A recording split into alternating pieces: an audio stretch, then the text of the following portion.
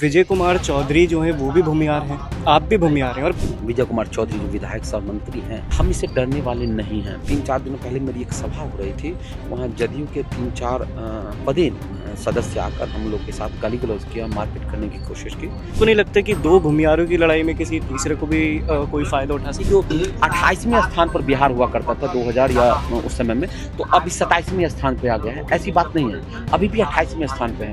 बिहार अगर 2000 ईस्वी में पिछड़ा हुआ था, अभी भी पिछड़ा हुआ है। बिहार में 2000 में भी कोई विश्व स्तरीय शैक्षणिक संस्थान नहीं था, अभी भी नहीं है। बिहार में 2000 ईस्वी में भी पलायन हो रहा था, अभी भी बिहार में पलायन हो रहा है और ब्रेन ड्रेन हो रहा है। वहाँ उन्होंने 10-20 फार्मर्स का एक एसोसिएशन बना दिया और उनको कहा कि आप इस टर्म कंडीशन पर उत्पादन कीजिए और हम आपके फल को यूएस पहुँचाते हैं, और वो पहुँचा रहे हैं यूएस। तो मोटी कमाई हो रही है। नमस्कार, मैं आपके साथ एकाग्र गुप्ता और आप देख रहे हैं the Hindi top. The Hindi top की टीम इस समय बिहार की चुनावी यात्रा पर है। चुनावी यात्रा पर इसलिए क्योंकि आने वाले कुछ ही महीनों में बिहार में विधानसभा चुनाव होने हैं और इस चुनावी यात्रा में हम बिहार की जमीनी हकीकत, जो जनता के हैं मुद्दे हैं, उन्हें हम जानने की कोशिश कर रहे हैं। हम जनता के बीच जा रहे हैं और उसके साथ ही जनप्रतिनिधियों के बीच भी हम जाकर उनसे भी सवाल कर रहे हैं। इस समय मेरे साथ विकासशील इंसान पार्टी के एक युवा नेता कुणाल कुमार मौजूद हैं। सबसे पहले सर, स्वागत है आपका द हिंदी टॉप। चलिए, आपका भी हार्दिक धन्यवाद, और आपके माध्यम से जो दर्शक जुड़ेंगे उन सभी लोगों का आभार। सर, सबसे पहले मेरा एक ही सवाल है, अभी आप जनसभा को संबोधित कर रहे हैं, उसमें हमने आपको सुना, जनसभा को संबोधित करने के दौरान आपने एक शब्द का प्रयोग किया, डर गए क्या? तो वो डर गए क्या किसके लिए था और किस लिए आपने उसका इस्तेमाल किया? मैंने ये कहा था कि इससे हम डरेंगे नहीं।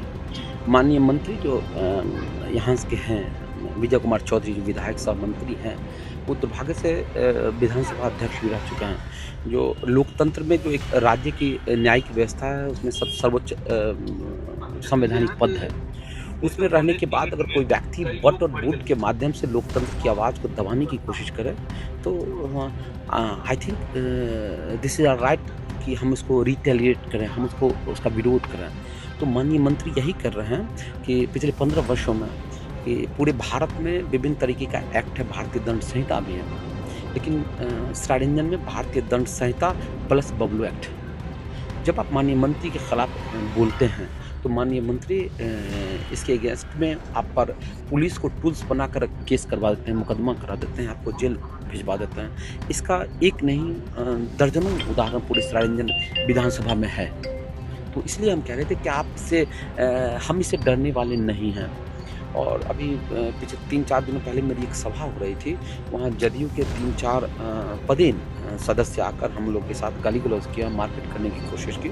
तो हम अपने कार्यकर्ता से पूछ रहे थे, कह रहे थे उनको कि हम इससे डरने वाले नहीं हैं। जो वास्तविक वाजिब आवाज़ है वो उठाने का हमारा राइट है, लोकतंत्र ने हमें अधिकार दिया है। इस राइट के साथ हम इस मुद्दे को उठा रहे हैं और उठाएंगे। बबलू एक्ट से या चंद गुंडे के द्वारा गाली दिलवा देना या मार करवा देना, इससे हम डर जाएंगे, ये संभव नहीं। ठीक है, विजय कुमार चौधरी जो हैं वो भी भूमिहार हैं, आप भी भूमिहार हैं, और बिहार चुनाव जो है वो जातीय समीकरण पर बहुत खेला जाता है। तो आपको नहीं लगता कि दो भूमिहारों की लड़ाई में किसी तीसरे को भी कोई फ़ायदा उठा सकता? देखिए, जो श्राइड विधानसभा है, इसमें सवर्ण वोटरों की संख्या सबसे ज़्यादा है। ठीक है, सबसे ज़्यादा सवर्ण वोटरों की संख्या है। और दूसरी बात है कि जो हम युवा हैं, इसमें जातिगत बातों से भी ऊपर उठकर कुछ सोचने और देखने की आवश्यकता है। आप किस जाति के हैं, हम किस जाति के हैं, ये उतना महत्वपूर्ण नहीं है। महत्वपूर्ण ये है कि आपने क्या कमिटमेंट के साथ जनता के बीच में गए थे और अभी तक आपने क्या सर्व किया है। तो ये किसी के जातिगत आइडेंटिफिकेशन से ज़्यादा बड़ा प्रश्न है। तो मैं उन्हीं प्रश्न को खंगाल रहा हूँ। मैं संभवतः एकलौता, मैं दावा नहीं करता हूँ, लेकिन संभवतः एकलौता ऐसा व्यक्ति हूँ जो अपने विधानसभा की पदयात्रा की थी आज से 3 महीने पहले। हम हर गली में गए थे, हर जगह गए थे पैदल यात्रा, और उसके बाद हमने अनुभव जो मिला हमें, उस पर हम लगातार काम कर रहे हैं। तो जो मुद्दा है वो जाति से संदर्भ नहीं है। जाति एक अलग चीज़ है, लेकिन व्यवस्था है। और मुझे लगता है कि बेटी की शादी में जाति को देखा जाना चाहिए, अन्य जगह जाति को नहीं देखा जाना चाहिए। और मुझे नहीं लगता कि इसमें जातिगत कोई मतलब एंगल इसमें है। देखिए, आपने युवा वाली बात की, तो सबसे बड़ा मुद्दा बिहार में पलायन और बेरोजगारी है। आपने जेएनयू से पढ़ाई की, तो आप बिहार छोड़कर दिल्ली गए, फिर उसके बाद आप दिल्ली वैसे यहाँ बिहार वापस आए पढ़ाई पूरी करने के बाद, तो उस समय के बिहार में और इस समय के बिहार में आपको क्या फ़र्क नज़र? देखिए, ये एक जो सवाल है, इसको मुझे नहीं लगता कि इसको 1 या 2 वाक्य में इसका उत्तर दिया जा सकता है। अगर आप ये पूछना चाहते हैं कि जो नीतीश कुमार के आने के बाद बिहार में जो बदलाव हुआ उसको आप कैसे देखते हैं, तो मैं आपको बता देता हूँ कि मैं 2000 के आसपास मैं दिल्ली गया था, 2000 के आसपास, और 2025 में भी पढ़ने के लिए लोग दिल्ली जा रहे हैं। 2000 में भी बिहार में कोई विश्व स्तरीय शैक्षणिक संस्थान नहीं था, और आज भी कोई शैक्षणिक संस्थान नहीं है। 2000 ईस्वी या 1990 में भी बिहार 28वें पायदान पर था, और 2025 में भी 28वें पायदान पर है। मेरे कहने का मतलब है कि बिहार का वही ग्रोथ हुआ जैसे भारत का ग्रोथ हुआ। अगर 2000 ईस्वी के आसपास या 1990 या 2005 में भारत 5.10 सेंटीमीटर का था और बिहार 1 फीट का था, 2025 में अगर भारत 10 सेंटीमीटर बढ़ा है तो बिहार भी 10 सेंटीमीटर बढ़ा है, मतलब अनुपातिक रूप से बढ़ा है। आप ऐसा नहीं कह सकते हैं कि जो 28वें स्थान पर बिहार हुआ करता था 2000 या उस समय में, तो अब इस 27वें स्थान पे आ गया है, ऐसी बात नहीं है, अभी भी 28वें स्थान पे है। तो जो आप विकास का मॉडल देख रहे हैं, इसका मतलब जो वर्तमान सत्ता पक्ष है उसके पास कोई ऐसा विकास का मॉडल उन्होंने पेश नहीं किया है जिसकी वजह से बिहार का ग्रोथ बढ़ जाए या शिक्षा का स्तर बढ़ जाए। और खास करके मैं समस्तीपुर के संदर्भ में कहूँगा कि समस्तीपुर ने एक मुख्यमंत्री भी बिहार को दिया था, कर्पूरी ठाकुर। वो कर्पूरी ठाकुर की जाति के लोग पूरे बिहार में मुझे नहीं लगता कि 5 लाख भी होंगे, 10 लाख भी होंगे, नहीं होंगे, और वो मुख्यमंत्री बन गए बिहार में। और अभी जो वर्तमान स्थिति है, समस्तीपुर किसी भी मामले में नंबर 1 नहीं है, या सरायरंजन विधानसभा किसी मामले में नंबर 1 नहीं है, किसी न स्वास्थ्य, न शिक्षा, न कृषि, न किसी भी सेक्टर में वो नंबर 1 नहीं है। तो ये तो एक बड़ा यक्ष प्रश्न है कि जब आप 15 साल से नेतृत्व कर रहे हैं और आप स्थितियों को नहीं बदल पा रहे हैं, तो कहीं ना कहीं जो आपका नीति है उसमें खामी है। कोई बच्चा अगर 10th की परीक्षा दे रहा है, 12th की परीक्षा दे रहा है और लगातार वो फेल कर रहा है, या लगातार उसको सस्टेन 60% आ रहा है और वो इंक्रीज नहीं कर रहा है, it means something going wrong. उसके शिक्षा में कुछ गलत हो रहा है, इसीलिए वो टॉप नहीं कर रहा है, इसलिए वो बढ़ नहीं पा रहा है। तो मैं यही कह रहा हूँ कि लोग एक परसेप्शन बनाते हैं, परसेप्शन क्रिएट करते हैं।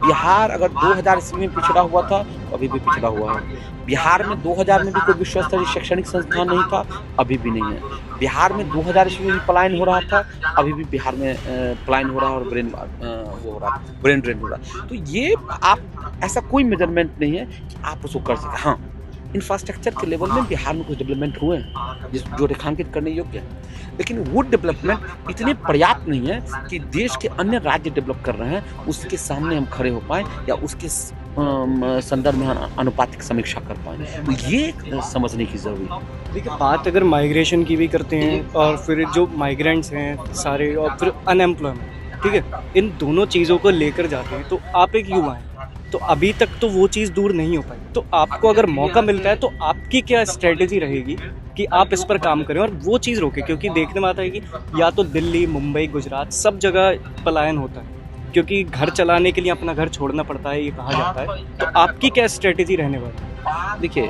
सबसे बड़ी बात है कि बिना शिक्षा के आप इस चीज़ को पाट नहीं सकते, इस चीज़ को ख़त्म नहीं कर सकते। अभी देखिए, बगल में एक मोड़वा विधानसभा है, पिछले 4 सालों में वहाँ एक सीमेंट की फैक्ट्री बनी है, सीमेंट की फैक्ट्री। ये अपर्याप्त है, मैं जानता हूँ कि अपर्याप्त है। एक सीमेंट की फैक्ट्री या 2 सीमेंट की फैक्ट्री लगा के आप जो अनएम्प्लॉयमेंट है या माइग्रेशन है उसको कंट्रोल नहीं कर सकते। लेकिन अगर एजुकेशन पर आप ठीक ढंग से इन्वेस्ट करते हैं, आप एजुकेशन को ठीक ढंग से ड्राइव करते हैं, तो वो आपको हेल्प कर सकता है। मैं आपको एग्जांपल देता हूँ कि पूरे समस्तीपुर में जो हमारे विधायक हैं वो शिक्षा मंत्री भी रह चुके हैं। हमारे सरायरंजन में एक भी स्कूल या एक भी कॉलेज या एक कॉलेज तो है ही नहीं हमारे पास, एक भी कॉलेज या एक भी मकतब ऐसा नहीं है जिसको मॉडल के तौर पे हम पेश कर पाए हों या गढ़ पाए हों। तो आज जो कम्पिटिटिव चल रहा है दुनिया कि एक पद के लिए 5 बच्चे आ रहे हैं, 7 बच्चे आ रहे हैं, तो सबसे पहले तो है कि आपके शिक्षा व्यवस्था में ऐसी व्यवस्थाएं होनी चाहिए कि माइंडसेट बदलना चाहिए लोगों को कि सब गवर्नमेंट जॉब जो है वही मतलब जन्नत नहीं है, वही स्वर्ग नहीं है। हाँ, निश्चित तौर पे वो एक सफलता कही जा सकती है, लेकिन आप गवर्नमेंट जॉब के अलावे भी बहुत ऐसा चीज़ है जिसको आप कर सकते हैं। और ख़ास करके जब आप युवा हैं तो आप इस संभावना को तलाशिए कि आप कैसे जॉब सीकर नहीं बनिए, आप जॉब देने वाला बनिए। अभी आप मैं बताता हूँ कि उद्योग के क्षेत्र में हमारा समस्तीपुर कहीं भी नहीं है। लीची उत्पादन में मुजफ्फरपुर से सटे होने के कारण लीची उत्पादन में इसका अच्छा स्थान है, आम के उत्पादन में अच्छा स्थान है, हल्दी के उत्पादन में अच्छा स्थान है। अगर इससे संबंधित व्यवसाय को प्रमोट किया जाए और जो लोग हैं उनको कैपिटल दिया जाए तो अब मैं एक उदाहरण देता हूँ आपको। पश्चिम चंपारण के शाश्वत गौतम वो यूएस में थे, उनकी पढ़ाई लिखाई यूएस में हुई, और जब वो यहाँ से आए तो यहाँ उन्होंने क्या किया कि जो ओल है, ओल की खेती होती है या आम है, वहाँ उन्होंने 10-20 फार्मर्स का एक एसोसिएशन बना दिया और उनको कहा कि आप इस टर्म कंडीशन पर उत्पादन कीजिए और हम आपके फल को यूएस पहुँचाते हैं, और वो पहुँचा रहे हैं यूएस। तो मोटी कमाई हो रही है, उनकी भी कमाई हो रही है, उनके साथ साथ किसानों की भी कमाई हो रही है। तो इसमें एक जो की होल्डर बना वो शाश्वत गौतम बना। तो जब शिक्षा व्यवस्था आपकी वैसी होती है और इस तरह के 2-4 शाश्वत गौतम निकल जाते हैं या 2-4 इस तरह का कैप्टनशिप पर बैठने वाला लड़का निकल जाता है, तो वो अपने आसपास के क्षेत्रों में 1000-5000 जॉब आराम से वो मुहैया करा सकता है। तो सबसे बड़ी बात है कि कैपिटल होना। हर विधायक को, हर मुखिया को, हर जिला परिषद को ये नैतिक जिम्मेदारी लेनी चाहिए कि हम भाई एक मीटिंग करें जिसमें हम उद्योग विभाग के लोगों को बुलाएं, हम डीएम के साथ मीटिंग करें, हम अपने यहाँ जो अनएम्प्लॉयड यूथ है उसको हम कनेक्ट करें, उसको हम बैंक से कैसे लोन दिलवा सकते हैं, कम ब्याज पर कर सकते हैं। तो सबसे पहले एक चेन बनाना होगा। ये चेन कौन बनाएगा?